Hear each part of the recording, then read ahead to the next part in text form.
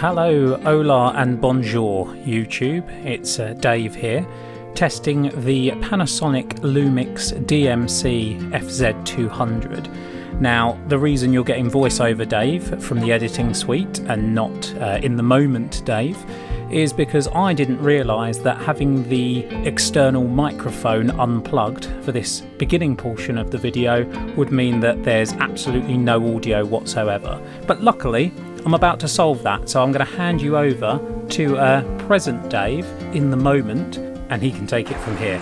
Cheers.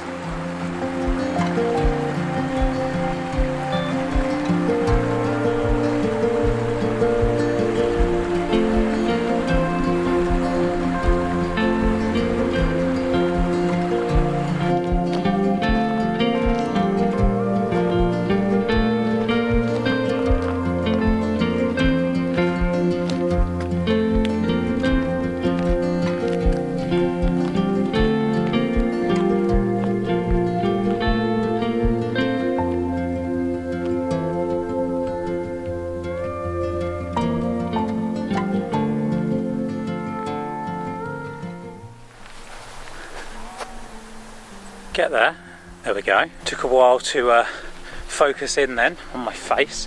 It's the first time it's done that. That's something to watch. Yeah, I've turned on the external microphone now. I'm not actually sure that it's working. So I started filming without it on so that I can compare the audio at the beginning of this video to the audio from this point onwards, just to check that it is working, that it is doing something. But it's got a what does it say on it? Wind cut option on there, and it's also got a stereo and a mono option. So hopefully it is doing something, and hopefully it is working a little bit better than that external mic on the cheap 4K camcorder did, because that did bugger all with the wind, no matter how much I played around with the settings. And that's really the reason I've bought this camera, is because that camera was no good. I needed something a little bit different to try and solve some filming issues that I've got for videos that I want to make. But yeah, this one hopefully will get the job done. Quite a bit more expensive, but I think quite a bit better quality as well. This climb from Culver's Steps up to Winter Tor is one of my least favourite climbs on Dartmoor. One that I've done quite a few times, both in videos and out. And the views are spectacular out that way. You can see some of the highest tors on Dartmoor. In fact, the highest tors on Dartmoor, which I'll hopefully show you better when we get up here. But just the climb is always so taxing up this way. And it's right up there with Winter Tor for climbs that I don't enjoy. Two issues I've already found with the camera, which is why it's good to take it out on a test. Firstly, when I'm kind of holding it normally, this is where I'd normally hold my GoPro, you can see anything except my face, and you can't even see the top of my head. So I have to hold it out at arm's length on the tripod like this, just so you can see a little bit of the landscape behind me. So that's one thing. Second thing is that the lens cap is kind of hooked onto the side of the camera, so I didn't lose it, but it's flapping around and hitting the tripod. You can probably hear, if I make it do it like that, little clanging noises every now and then. That'll get annoying, especially if it gets windy. So I'll put that somewhere else. Again, another reason for testing. The other thing, and I think this is more of a tripod issue than a camera issue, because my Sony Handycam does this as well, is that it's spinning round on the tripod, which is really bloody annoying. So I think I'm going to have to get a new tripod for it that's going to grip it a little bit better. It's not a long climb from Culver's Steps up to Winter Tor, but I do hate it. It does burn. But we're here, we've made it, Winter Tor, and time for a little bit of letterboxing, I think. But first, I'm going to show you these views, see how the camera captures it.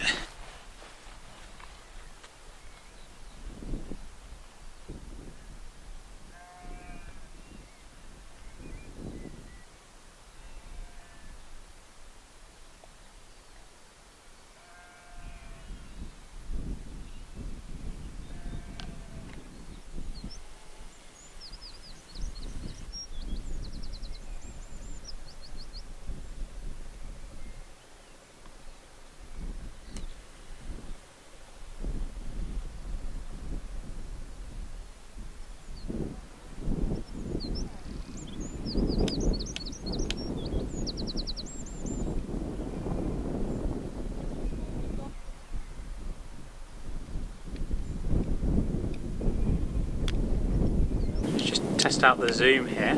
It seems to have a pretty good zoom on it. I'll zoom right over to where I've parked the car. Sorry about the lens cap flapping around. Up there is Winter Tor. I've been to a few times before. There it is. Zoom all the way in on it. So we can test the zoom. And you've got Winter Tor up here. This is a good test for the wind mic as well, if it is working. That's Winter Tor. And then up there is Tor, second highest tor on Dartmoor. And just along the ridge from Winter Tor is High Willows. That's the highest point on the moor. This is Winter Tor, right in the centre of this kind of northern section of Dartmoor. Again, a great zoom on this camera, I'm liking it already. You can see all the way out past the herd of cows to Winter Tor, where I did my first ever wild camp. And that's Hanging Stone Hill off behind it, which we haven't been to yet. We will go there soon though. Steeperton Tor up there with the little hut and the mast on top. Haven't been there yet either. A couple of people stood up on top of Bellstone Tor. Just climbing down now. You can zoom right in on it. That's Higher Tor there. And it's crystal clear when you zoom in. Night and day compared to those two cheap, unbranded camcorders that I've tried.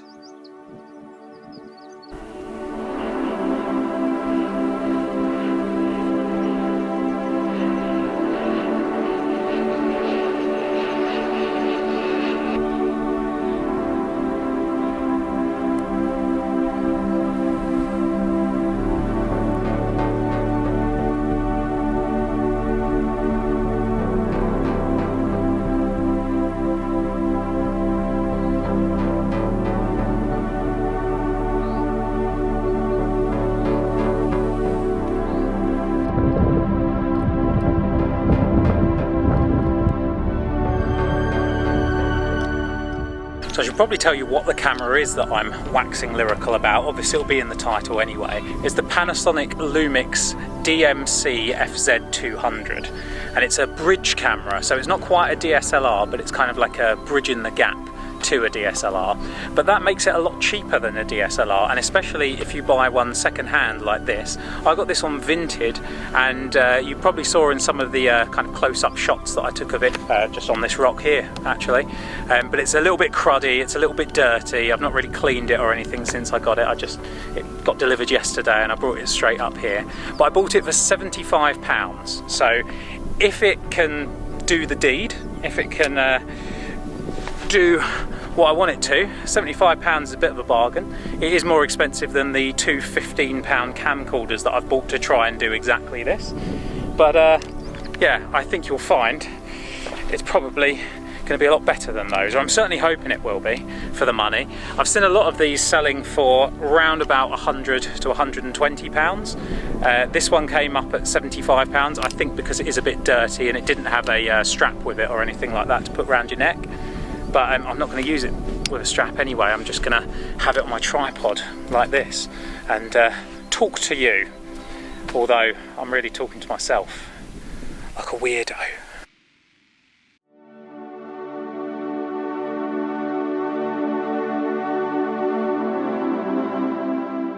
But yeah, I'm pleased with it so far. First impressions are good. It's definitely heavier than the GoPro, a lot heavier, as you would expect. It's a bridge camera. It's a lot bigger and chunkier than the GoPro as well. There's some teething issues, like the lens cap currently whacking into the tripod, which I'm sure is going to annoy people watching this video. But that's why I do these tester videos and put them on the second channel. These don't make it onto the main channel, because why would they? It's about hiking, wild camping and budget gear reviews.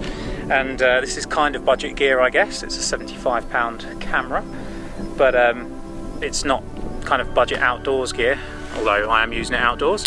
And I guess it's kind of hiking as well, because I've hiked up onto Winter Tor here, and just like normal, I've struck out looking for a letterbox. Looking for two letterboxes actually. I'm pretty sure I know where one of them is. I'm pretty sure I know exactly where one of them is, in fact. But the problem is, it's just down there under all those ferns. So I think it's completely overgrown. I can't really get to it without wading through waist-deep ferns, because they are a lot higher than they look here because I'm so far above them. But yeah, so I think I'm going to have struck out with both of my letterbox targets today. However, not a complete failure, because I got to test the new camera, and so far I'm pleased with it. It's always difficult to tell for sure when I'm just filming on a little LCD screen here, and if you notice that I'm looking off to the side of the camera, that's why. I'm used to just looking straight into the lens like this on the GoPro, because it doesn't have a front mounted screen, but this does, so if I'm looking slightly off to the side, that's why. But yeah, I'm pleased with it so far. Hopefully it will do everything that I need it to do. Hopefully it will work nicely as well. And what I'm really hoping is that this little external mic works very well as well and cuts out the wind nicely. I do need to get a new tripod, because this is wobbling about all over the place as I kind of move the camera around. You might see me kind of switching space. I'm doing it on purpose now, so obviously that's exaggerated, but you know what I mean. Like, it might be kind of moving off me in the centre. But no, I like the camera. First impressions are good. Let's see what it looks like when I get it on the old editing software, back on the laptop, back at home. But yeah, it's a nice little walk up here, even if I have struck out with the letterboxes. I've got all these cows for company. The screen is quite dark, that's one thing I will say. Like I say, I'm not used to looking at a screen, so maybe they're all dark anyway once you get outside in the sun. But yeah, it's quite hard to see when I'm standing in the sun where I am on the screen. But I'm sure I can get used to just like looking at the camera lens anyway, because this is what I'm used to doing with the GoPro. But the camera should hopefully, especially if the wind guard is good, it should help with reviews. You probably noticed my last couple of reviews I've done, the little lapel mic that I have, which is just a cheap one, keeps cutting out. Oh, hello buddy. Little lamb's come up to say hi. Hello. No, scared him off. Sorry. But yeah, hopefully this should help with that, because if the wind mic's good on it, I can just sit it down and just record video and audio together, rather than recording the audio separately on the little lapel mic, which wasn't very good, to be honest, and kept disconnecting and then getting cut out by the wind, and sometimes it would go completely silent and not have any audio. Sometimes the audio would just go really weird and quiet and muffled, and sometimes the wind noise would just get really high and you couldn't hear what I'm saying at all. So yeah, hopefully this will solve those issues. If it can function as like a vlog camera and as my kind of zooming and patterning camera, it means I don't have to take all my cameras out every time I go out. And at the moment I've got 3 cameras that I use, and there's a lot of switching between them and stuff like that when I'm out on a hike, and it slows down the walk a lot, and it's a lot of effort. And I don't mind doing it, it's how I've always filmed, but it would be really nice, especially on a couple of the hikes that I've got planned coming up, if I didn't have to keep stopping, switching out, everything like that, carrying the tripod in my backpack. That's another thing. This backpack, which I really like, it's just a grab and go backpack, I call it. It's a Van Gogh Hex 30 litre, 25 litre day pack, 25 litre I think. And it's really handy, really comfortable. It doesn't have any kind of sternum strap, it doesn't have any waist strap or anything, but it's just a nice little kind of day pack, and I can just grab it and go. It normally either stays in the boot of my car or it stays right up against the front door, so I can just grab it on the way out. And it's my just kind of everyday, day-to-day backpack if I'm just going out for a hike and I'm not filming it for YouTube. But I never film with it because it's not got any straps above the bottle holders, the bottle holder pockets on the side, and that means that I can't put the tripod in because there's nothing to kind of keep it balanced, so it will just kind of flop out of the side pocket. But if I start using this, it's on the tripod at the moment. I'm using the tripod to, you know, keep it out at arm's length. Can't see the LCD screen again, but yeah. I think this could be a solution to a few issues that I've got with filming, and a few issues that I need to solve for a couple of upcoming videos, if it works and if it's good once I've all edited it. So keep your fingers crossed for me. Thank you very much for watching. I'm gonna head back to the car. Not that far, and mostly downhill on the way back, although I do have to climb the other side of Culliver's steps, but it's a lot easier than coming up this side to Winter Tor. But yeah, thank you very much for watching. I'll see you again soon for another adventure. Cheers.